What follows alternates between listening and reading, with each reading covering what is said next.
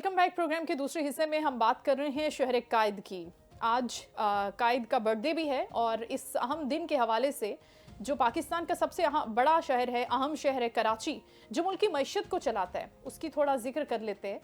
मगर ये खुद को मसाइल में जकड़े हुए है। कचरे के अंबार हैं, पानी, बिजली का बहरान है, टूटी हुई सड़कें हैं, नाकाम ट्रांसपोर्ट का सिस्टम है, बढ़ता हुआ स्ट्रीट क्राइम है जिसमें भत्ताखोरी, तजावुजात, ये सब मसाइल हैं जो बरसों से कराची के शहरियों की जिंदगी को अजीरन बनाने पर तुले हुए हैं। और इन्हीं संगीन हालात के दरमियान अब MQM समेत तमाम मुख्तलिफ सियासी जमातें कराची को एक अलग सूबा बनाने का मुतालबा भी कर रही हैं। MQM पाकिस्तान ये समझती है कि सूबा बनने से इख्तियारात मकामी सतह तक आएंगे, लेकिन सवाल यह है कि क्या कराची के मसाइल का हल एक नया सूबा ही है। सरबराह जमीयत उलमा इस्लाम मौलाना फजलुर रहमान कहते हैं कि सूबाई हुकूमतों को बल्दियाती निज़ाम में अवामी मुफाद में बनाना चाहिए। नए सूबे बनाने से कबल ये सोचना होगा कि मुल्क की मारूजी सूरत हाल सूबों की तकसीम के लिए क्या साजगार है भी या नहीं। आज मीडिया से गुफ्तगू में opposition leader Sindh assembly Ali Khurshidi कहते हैं कि Pakistan Peoples Party Karachi mayor के इख्तियारात के लिए कोई संजीदगी से काम नहीं कर रही, लेकिन MQM पाकिस्तान ये मुकदमा लड़ती रहेगी। जिसके जवाब में मेयर कराची मुर्तजा वहाब कहते हैं कि MQM समेत कोई भी कराची का मुकदमा लड़ेगा, मैं उसका खैर मकदम करूंगा, मुझे कोई प्रॉब्लम नहीं है। इन मसाइल के हल के लिए MQM पाकिस्तान क्या पाकिस्तान पीपल्स पार्टी के साथ मिलकर, मुर्तजा वहाब के साथ मिलकर इन मसाइल को हल करने के लिए रोल प्ले करेगी या नहीं। हमें ज्वाइन करें इफ्तिखार आलम साहब, MQM के रहनुमा हैं, उनसे हम गुफ्तगू करते हैं, उनको वेलकम करते हैं। अस्सलाम वालेकुम सर।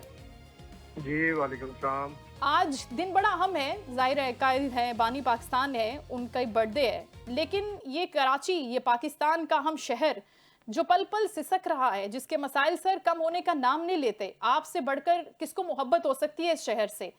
ये मसले जो हल नहीं होते बल्कि बढ़ते जाते, इनमें इजाफा हो रहा है बड़ी रैपिडली।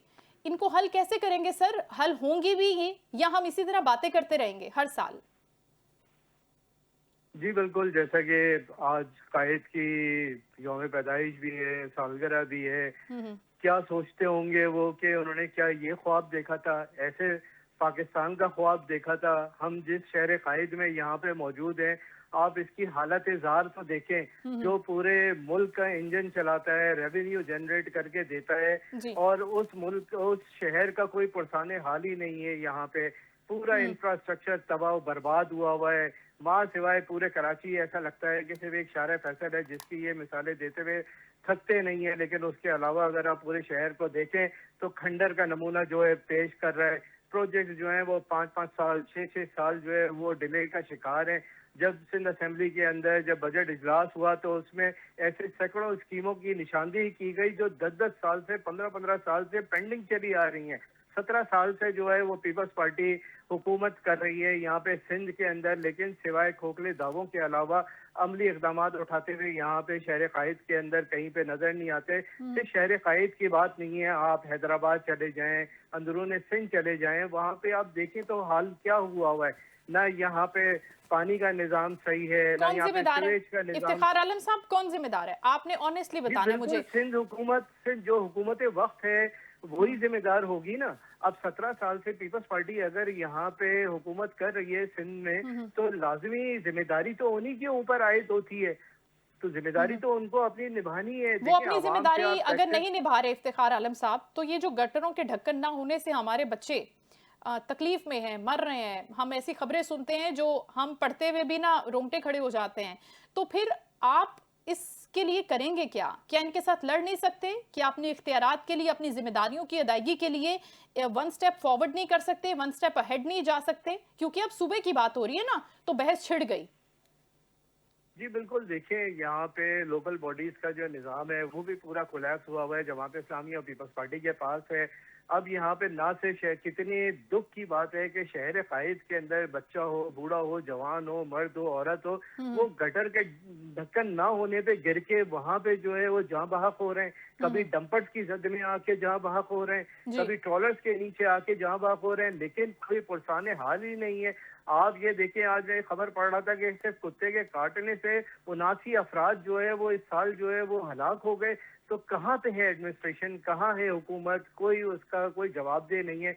रह गई इस बात की कि हमारी क्या जिम्मेदारी बनती है। देखिए हम तो यहाँ पे हैं अपोजिशन के अंदर, हमारा काम, हम तो फ्लोर ऑफ द हाउस के ऊपर भी, ऐवान के अंदर भी अब इनकी जो कोताहियां हैं, जो चीजें हैं, उनकी निशानदेही कर सकते हैं, अच्छा। एहतजाज कर सकते हैं। लेकिन अगर कोई ये एक्सपेक्ट, हमें तो जो वादे किए थे सीएम ने कि यहाँ से जिस तरह से हमारी 37 सीटें हैं सिंध के अंदर, जी जी।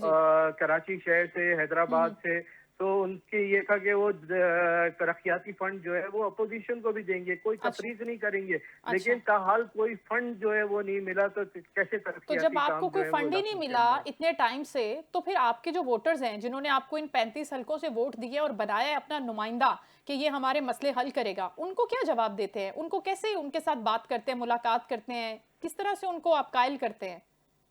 जी बिल्कुल, हम उनके सामने जो है अकाउंटेबल होने कि सख्त उनको फेस करना हमारे लिए जो है वो मुश्किल है।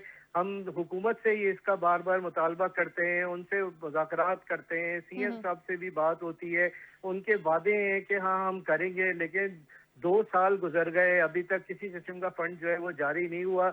इस उम्मीद के साथ कि उन्होंने कहा है कि इस दफा जो है वादे उन्होंने किए थे बजट के अंदर कि आप अच्छा। देना शुरू करते हैं, अगर वो फंड मिले तो आप देखिएगा एमक्यूएम का तो खासा रहा है कि जब उनके पास वसाइल होते हैं, चीजें होते हैं, तो वो ग्रास रूट लेवल पे तो जाके इसकी क्या उनको टाइमलाइन? डिलीवर करते हैं वो। बिल्कुल ठीक है और इफ्तिखार साहब, आखिरी इसकी क्या दफा टाइमलाइन बस दी है एक इन्होंने? चीज ऐड ऑन जी। करूं कि देखिए आखिरी दफा जब ये शहर कायद बना तो वो हमारे ही हाथों मुस्तफा कमाल भाई जो कि मेयर कराची थे, जी। बेस्ट मेयर का उनको वो एजाज भी हुआ। कराची जो है वो डेवलपिंग सिटीज के अंदर उसका शुमार हुआ और लोगों ने देखा कि नक्शा तब्दील हो गया।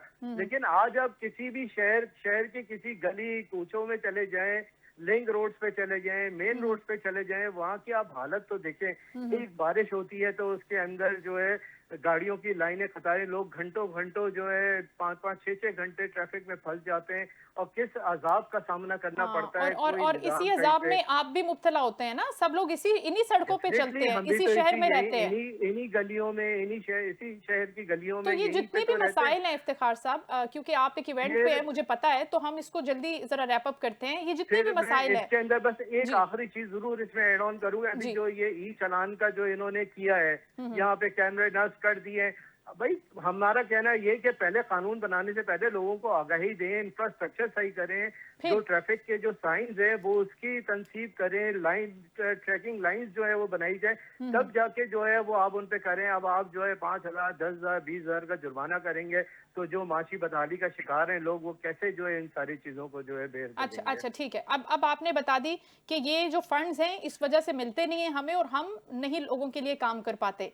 इन ये जितने भी इंफ्रास्ट्रक्चर के मसाइल हैं, कुत्ते के काटने के, गटर के ढक्कन ना होने के, जितने भी इंतजामी मसले हैं, ये अलग सूबे से हल हो जाएंगे सर? देखिए हमारा मानना ये है कि अगर ये हुकूमत हमारे साथ मिलके काम करती और ये डिलीवर कर रहे होते तो फिर हमें गिला किस बात का होता। ये नाइंसाफियां होने की वजह से ही तो ये मुतालबात और ये आवाजें जो हैं वो पैदा होती हैं। हम कहते हैं भाई इसमें क्या, हर जगह एडमिनिस्ट्रेटिव यूनिट्स बना दिए जाएं और वहाँ पे इंतजामी ठीक। यूनिट्स के तहत जो है ये शहर अगर चलता है और दीगर शहर भी चलते हैं तो सही। कोई पाकिस्तान से अलग थोड़ी होने की कोई बात हो रही है जिसपे इतना शोर शराबा मचाया जाता है।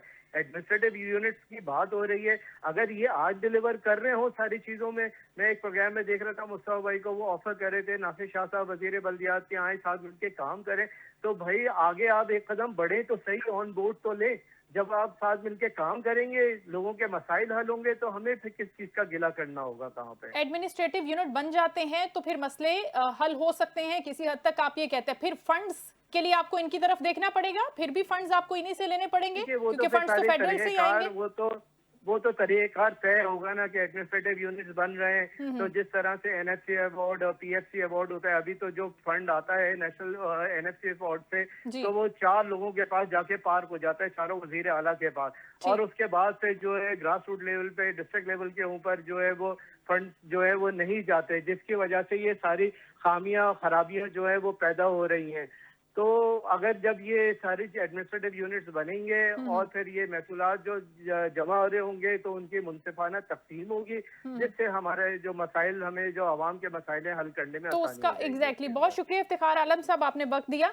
और ये जो एडमिनिस्ट्रेटिव यूनिट की इफ्तिखार आलम साहब बात करते हैं, मैं उसमें ऐड ऑन कर देती हूँ कि अगर ये आते भी हैं फंड्स, यहाँ पर डायरेक्टली आते हैं, इन यूनिट्स के पास आते हैं और ये लोग उन फंड्स के जिम्मेदार भी हैं, तो फिर एक अकाउंटेबिलिटी का भी एक प्रोसेस होना चाहिए कि फंड्स आए हैं, उनकी तकसीम कैसे हुई है, वो खर्च कहाँ हुए हैं, क्या क्या काम हुए हैं। सिर्फ इतना नहीं होना चाहिए कि विफाक ने फंड्स दिए इनको, इनसे फंड्स नीचे चले गए, फिर उन फंड्स का हुआ क्या, ये किसी को इल्म नहीं है।